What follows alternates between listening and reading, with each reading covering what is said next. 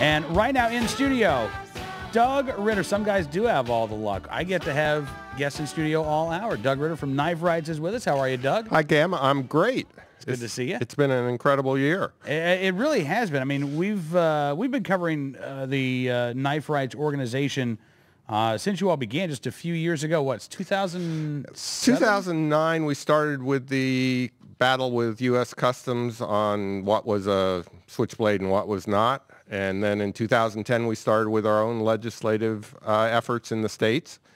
And yeah, this has been an exciting 4 years. Absolutely. When you talk about the efforts that you've been doing around the states, generally this takes the form of the Knife Owners Protection Act or a variation thereof? No, the Knife Owners Protection Act is something we're working on in Congress, which was just filed a couple weeks ago.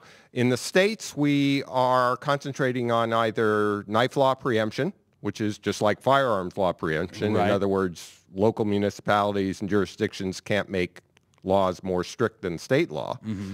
And the other thing is getting rid of state bans on things like automatic knives and daggers and dirks and things like that. I mean, we have been incredibly successful. In 4 years, we've passed 12 pro-knife bills in 11 states and defeated 4 anti-knife measures. So 16 legislative victories in the states in 4 years for what is, admittedly a small, very aggressive organization. Absolutely. All right, now listen, and it's funny because when you read articles about the gun rights movement, invariably, the reporter, I shouldn't say invariably, but 90% of the time, the reporter says, well, it's not really an organic organization. It's all funded by the gun manufacturers. It's the gun manufacturers lobby. You look at knife rights. I'm sure that there are some knife manufacturers who are supportive of what you're doing, but by and large, again, you're talking about... The vast majority of our money comes from the grassroots. Exactly. There's this inability from folks who don't agree with gun ownership or perhaps even knife ownership, I think an inability on some level to recognize that there are actually real Americans out there who do enjoy exercising their rights, who do it responsibly, and who are willing to defend their rights. Absolutely. And, when you consider knife rights, I mean, there are more knife owners than there are gun owners. I mean, almost every gun owner is a knife owner, but there are a lot of knife owners who are not gun owners. I mean, one of the things we're always very proud of is the fact that we're introducing the Second Amendment oftentimes to a group of folks who haven't considered it their own. The Second Amendment doesn't say firearms, it says arms. And as a matter of fact, there was just published in the Maryland Law Reform Review a great article by well-known Second Amendment scholars, David Koppel, and et cetera, that talks about knives and the Second Amendment and why they are covered as arms.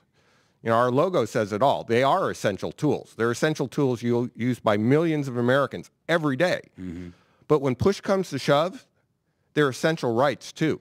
They are an arm, and when they are protected by the Second Amendment. All right, so now let's talk about what you have been working on in Congress, the Knife Owners Protection Act. Okay, the Knife Owners Protection Act really follows on the Firearms Owners Protection Act, which was passed in 1986, 87. And it's essentially the same concept. If the knife is legal where you start your journey, and it's legal where you end your journey, and you lock it up in between, even if you're passing through states or jurisdictions where it's illegal, you can't be arrested. Now, having the benefit of a number of years of liberals pounding on FOPA, we worked very closely with NRA to put together a bill that closes a lot of the loopholes that some liberal judges have poked in Firearms Owners Protection Act.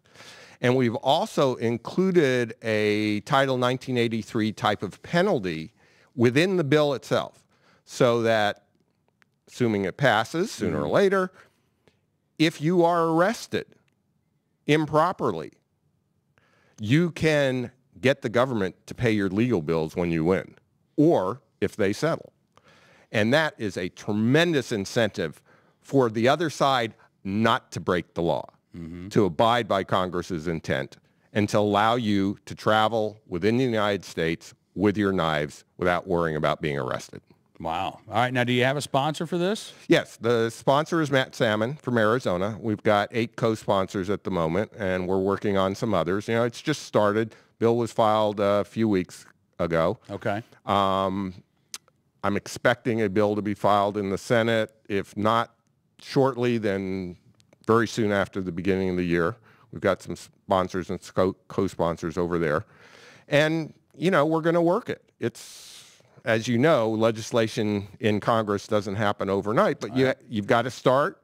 It's taken us a couple years of effort to get to this point, and it'll take a few years. I mean, it took 7 years to get FOPA passed.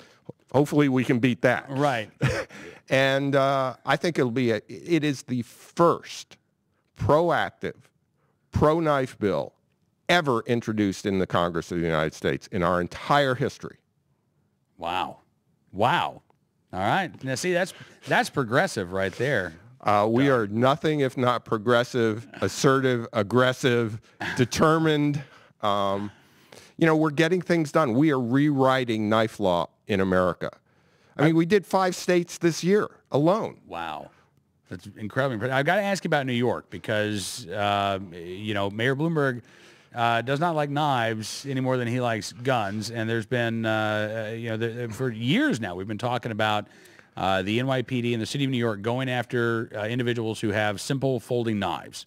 Yep. And it continues. Thousands of people have been arrested. And I'll remind your viewers, this is not like a parking ticket. This is a haul you off to jail, potential year in jail as a penalty. Our lawsuit, which we filed in 2010, was going along great. For 2 years, every single ruling has gone our way.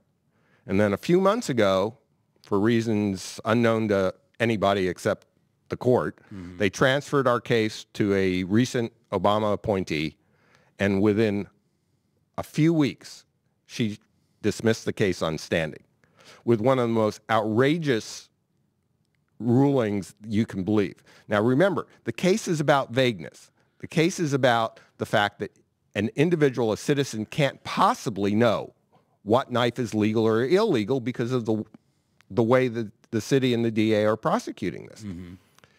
Her reason for eliminating us to find against us on standing was because we didn't specify what illegal or legal knives were involved, when the whole point of the case is nobody can tell what's legal or illegal.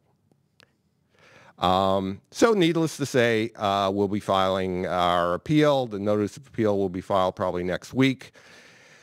And, you know, the case goes on. I mean, it's not unusual. You've followed enough Second Amendment cases to know how that goes.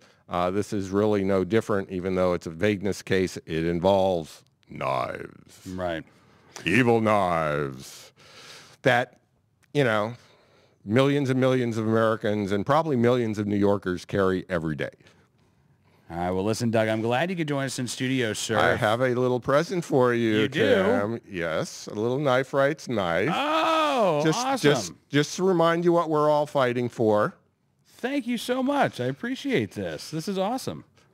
And this is an assisted opening knife, right? That's an assisted opening knife, yeah. Wow. And our logo on it, and just our way of thanking you for our support, for your support of our fight for the second front in the defense of the Second Amendment. Well, thank you, sir. I really appreciate it. Come back anytime, will you? I will do that. All right. Thanks, Cam. Thank you, sir. Doug Ritter joined us from Knife Rights in studio.